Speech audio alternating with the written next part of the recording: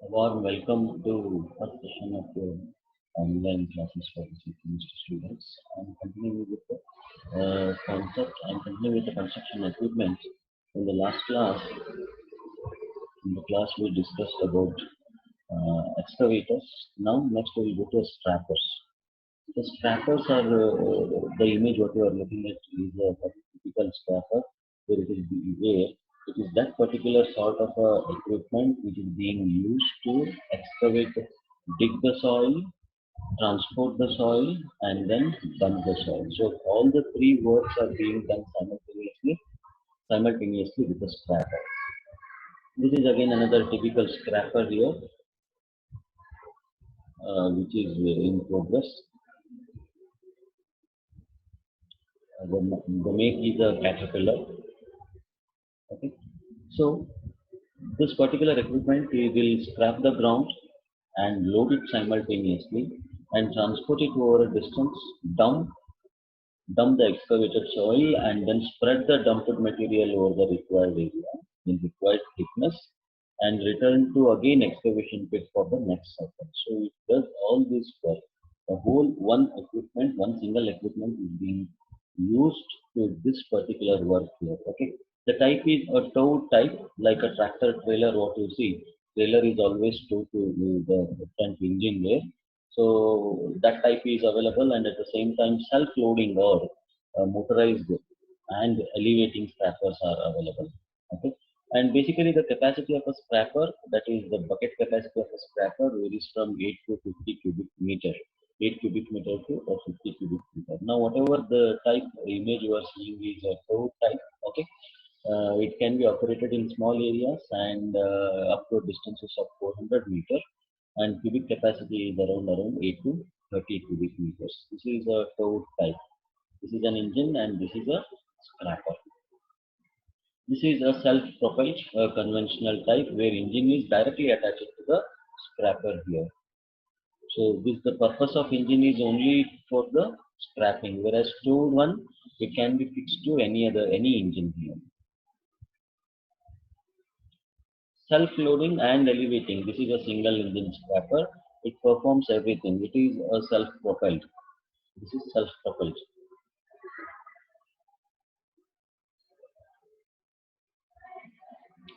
How does it work? Basically, it has three main important parts: a bowl to carry the earthwork, an apron to facilitate for the movement of the earthwork, and then ejector. Once the bowl is being filled, ejector it helps the bowl to move up, and while dumping the soil, it helps to down the bowl. I have a schematic representation how this works. Now this is a typical apron here. Apron is like a gate. This is a bowl that is like a cup shaped where it holds the earthwork, and this is a ejector.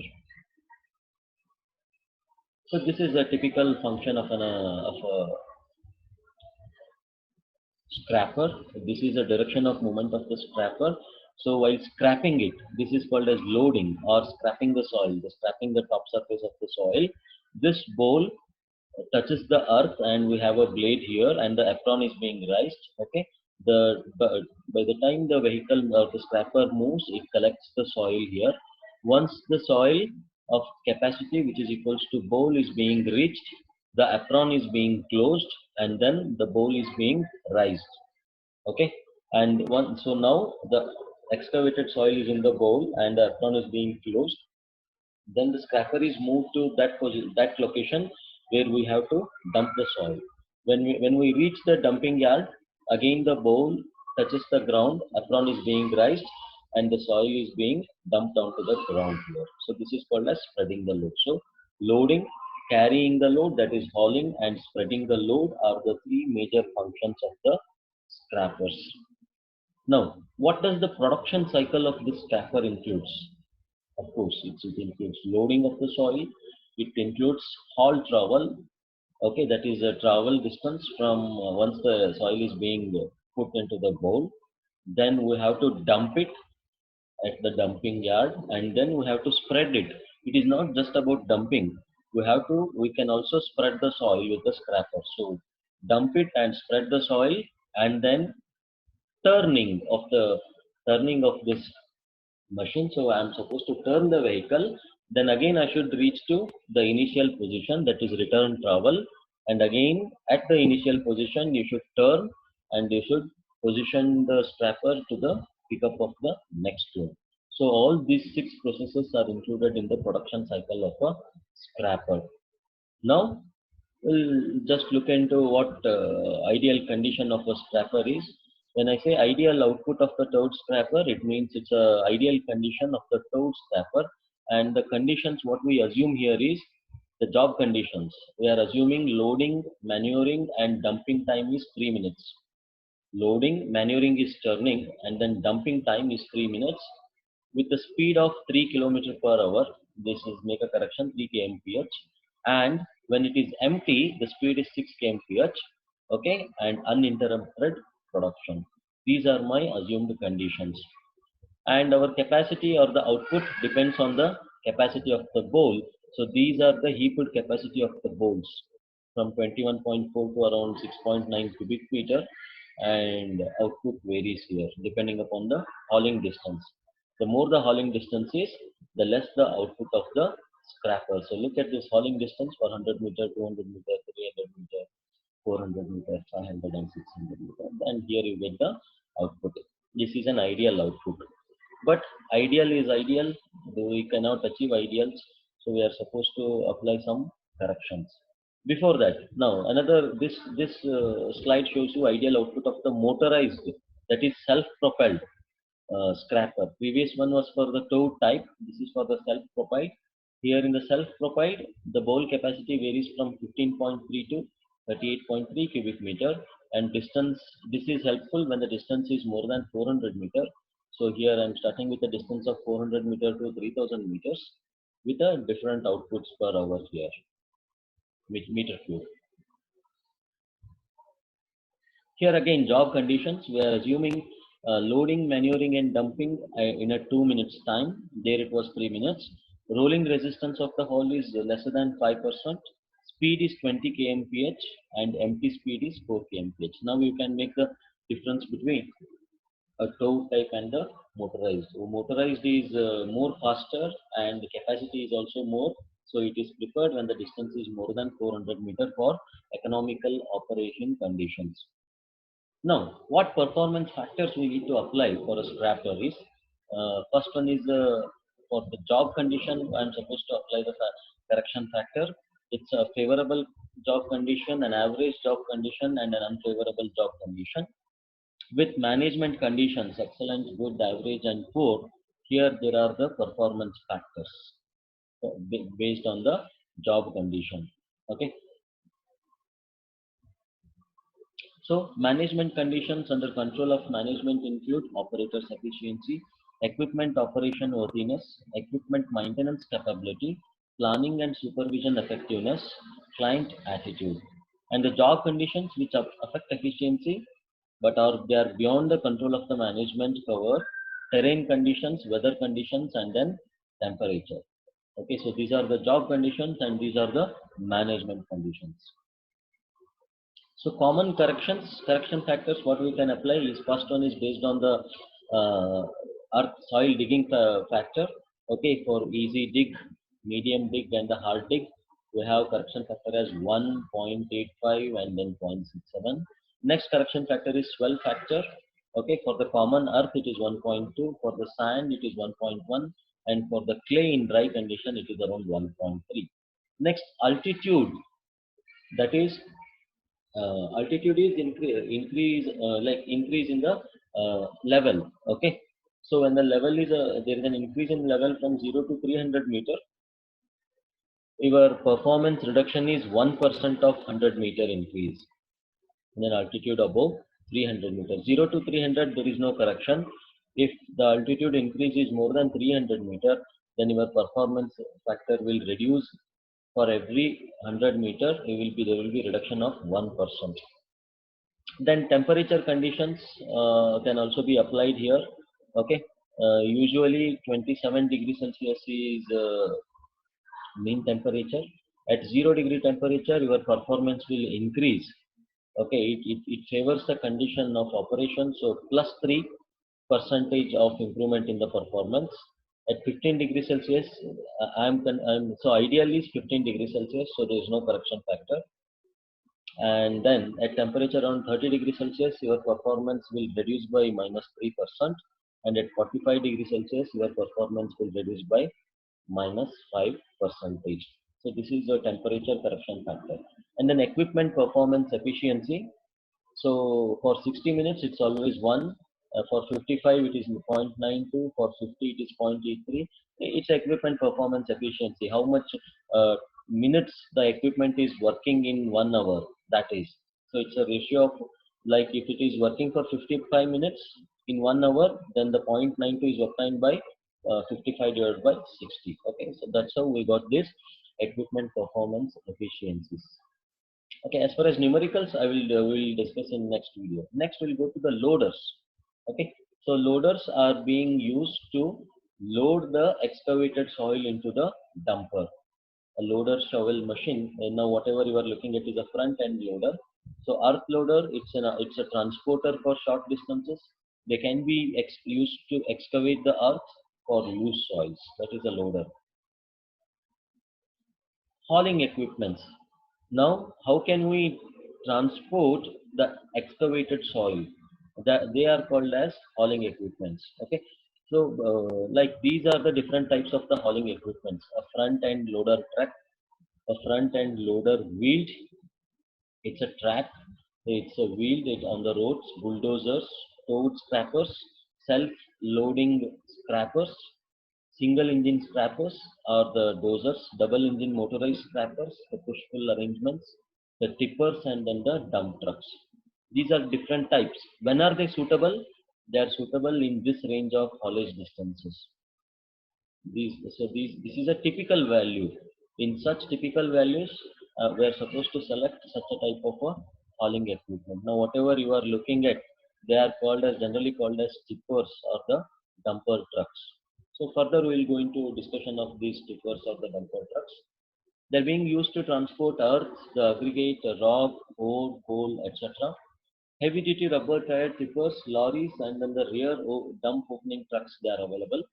Capacity generally varies from 5 to 30 cubic meter, and we can operate such things either on the rail or on the road locomotives. So dump trucks.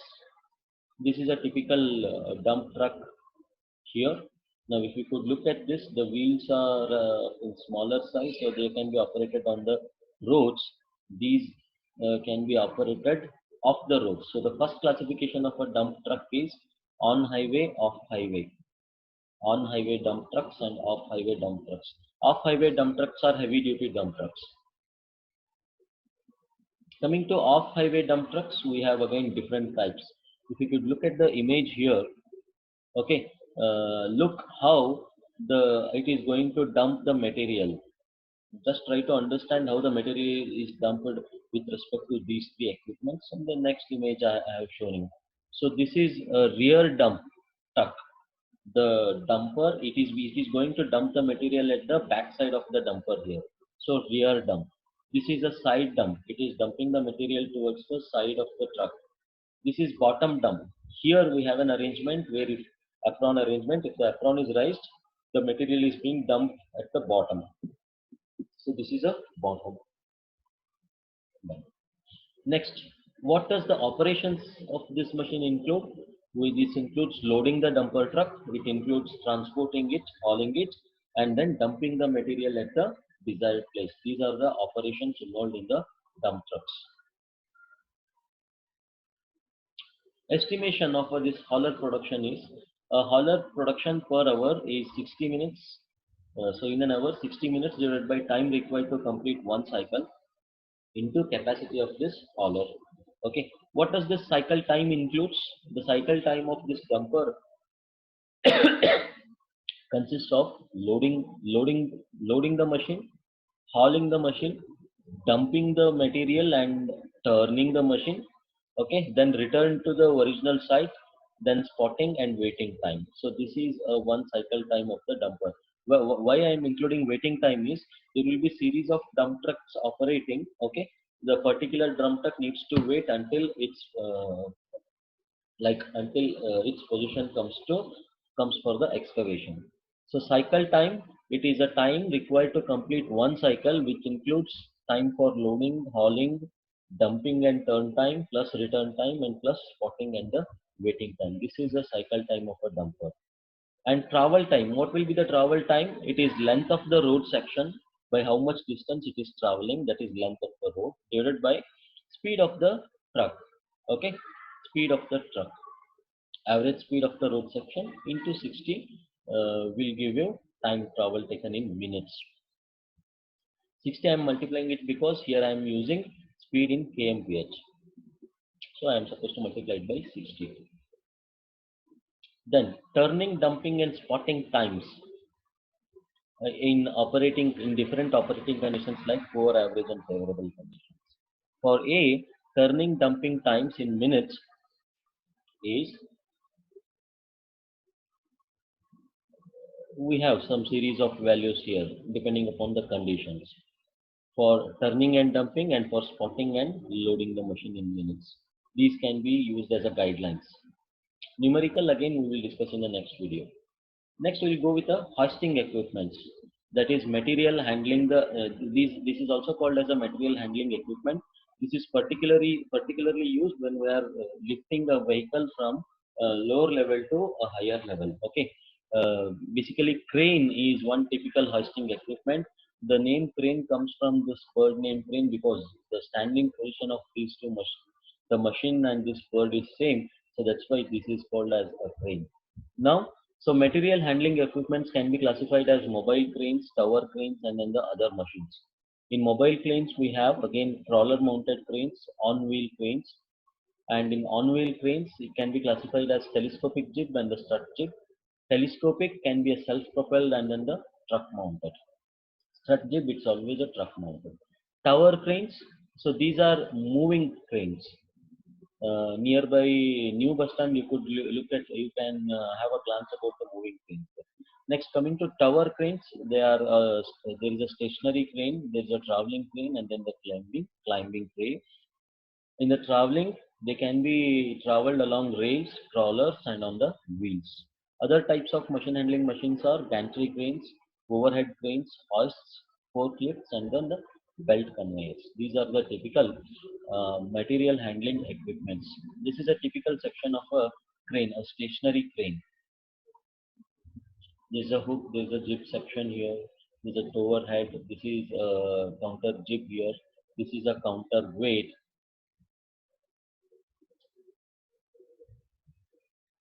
Crawler versus wheel mounted. This classification you already know it for any equipment. Strut jib basically consists of the truss arrangement. Okay, this is a strut jib, and this is a telescopic jib. It operates in the form of a telescope. Tower crane. This is one typical sketch of a tower crane which is being operated. This is a gantry crane.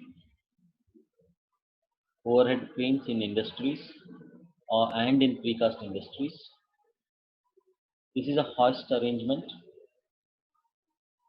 skip and hoist arrangement. Typically, this is generally used to transport the concrete from ground level to a higher level. A bucket can be hanged here and it is being lifted in upward direction. Forklifts, belt conveyors used to transfer the material. Screw conveyors, they are generally used to transfer the materials which are very fine in nature, like cement, sand. This not sand, cement, fly ash, such things, which behave like a fluid.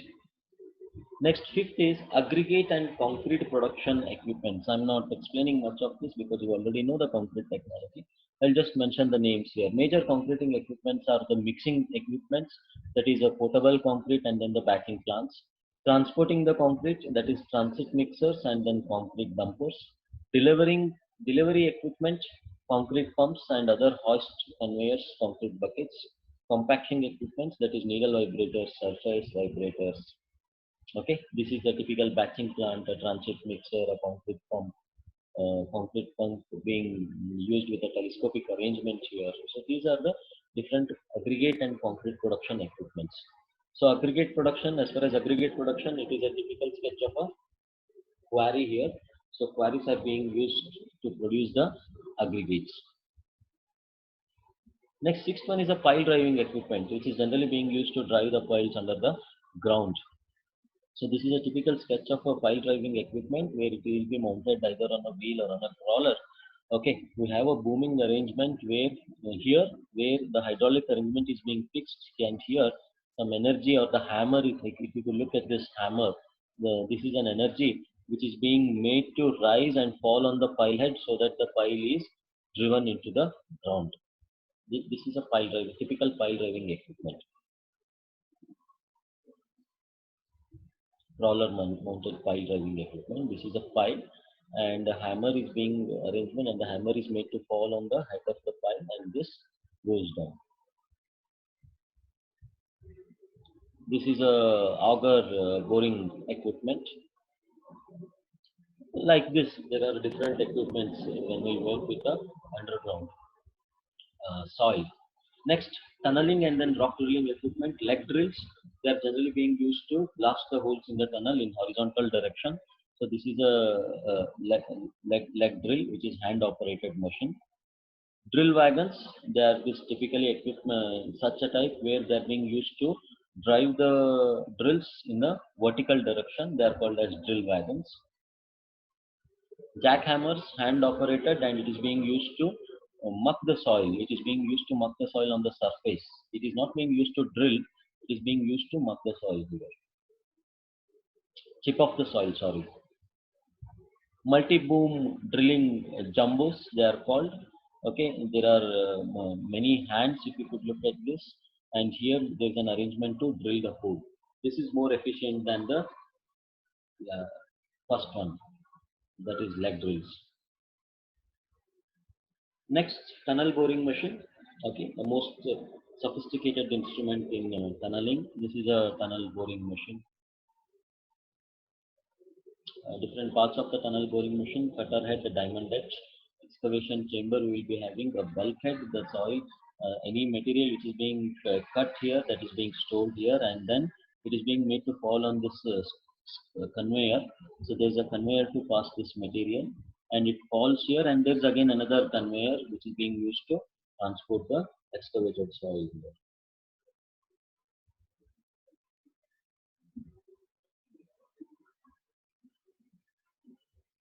Next, pumping and dewatering equipment. You might have studied in geotechnology already. You know the different types and different types of the pumps in hydraulics and different types of dewatering methods in the geotechnology. I'm just mentioning those names: a turbine pump, a centrifugal pump, a submersible pump. They are the different dewatering machines.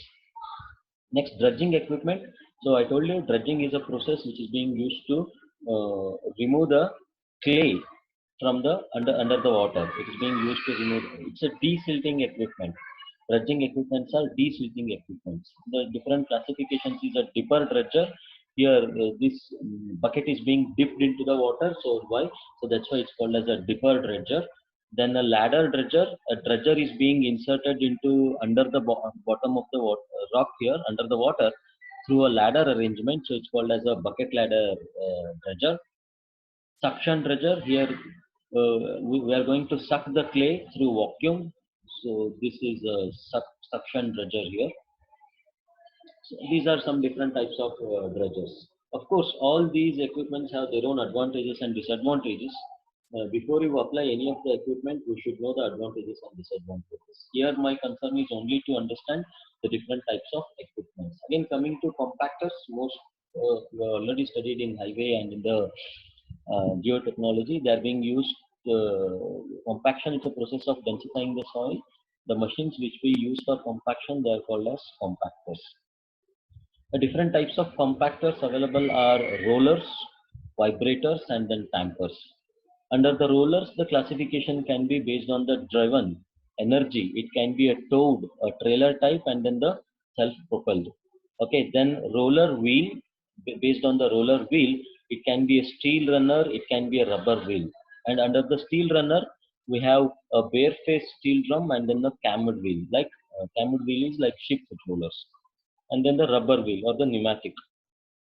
Then compaction, based on what type of energy we are using the compaction is by either by a weight and or either with the vibration and then the weight. Okay, so this is a typical classification of the rollers. Coming to vibrators, we have surface vibrators where they are being classified based on toad type or the self-propelled type. And in the self-propelled type, we have directed excitation or the circular excitation. How we are providing vibration, that's the technique. Okay, and then we have a poker vibrator. Whatever you are seeing, it's a poker type of a vibrator. And then the tampers, the small uh, compacting machines which can be driven through electric diesel engine, or by dropping the weight or by beater system. So this is a different classification of the compactors. Basic types is a rubber wheel roller, a bare face steel drum, and then the tamping or the sheep foot roller type. These are all toad type.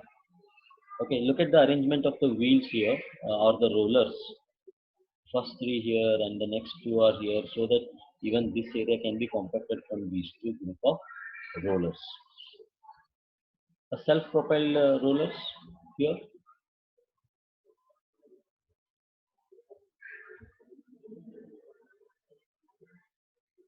Smooth wheel rollers, they are generally plain steel rollers. They are generally self-propelled to have compaction energy of 5 to 25 tons. They are not being used for a deep compaction. Okay, and so diesel engine type are available. Compaction is by static weight or by a roller here. Suitability is in granular soils or in the sand, gravel, or in the fresh streams. This is a typical smooth wheel roller. You might have seen this. Sheep foot rollers, it again has its own advantages and disadvantages. It can be generally used for the compaction by the method is by method of like process happens with a kneading action here. Okay, it is suitable when we have a clay or whenever there is a cohesive soil. A sheep foot roller are being used. This is a sheep foot roller, a typical sheep foot roller in action. Pneumatic tired rollers. Tires are generally being used in some cases. Basically, you can see such equipment in a highway construction, but nevertheless, they can also be used for the compaction of the earth. This is hand operated machines like this is the plate compactor.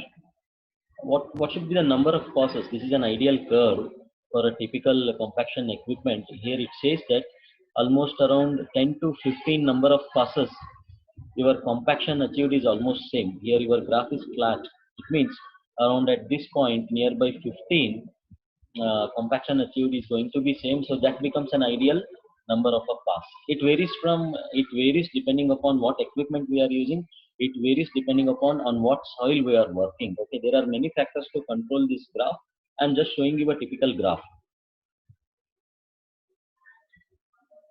Next is a grader. Grader is it is used for leveling and smoothing the earthwork which is being dumped already. It is speeds of the work whenever I am going to level the base course in the construction of roads and in the airfields. This is a typical grader here. A typical grader in operation.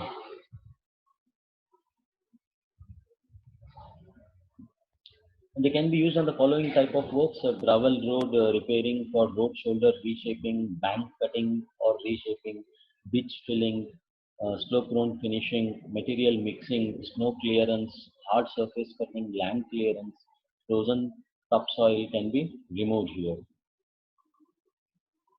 Task efficiency is again based on distance. Your task efficiency is going to increase as far as with the scrapper here.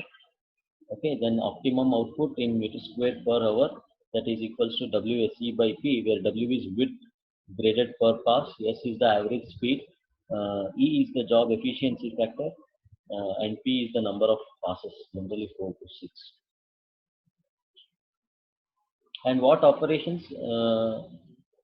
The grader speed depends on the operations. Like for rough grading, speed is 4 to 10 kmph. for finishing 6 to 15 kmph, for mixing 15 to 30 kmph, for spreading 6 to 15 kmph, and for self-transporting the material it's around 10 to 40 kmph. Numerical I will discuss in the next video. Thank you. This will complete all the types of the equipments. Further, I want to show you how equipments can be used in the life of a civil engineer. No comments on this, please.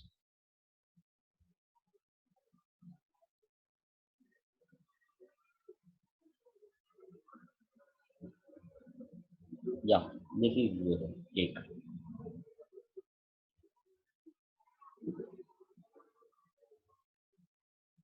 Thank you for listening.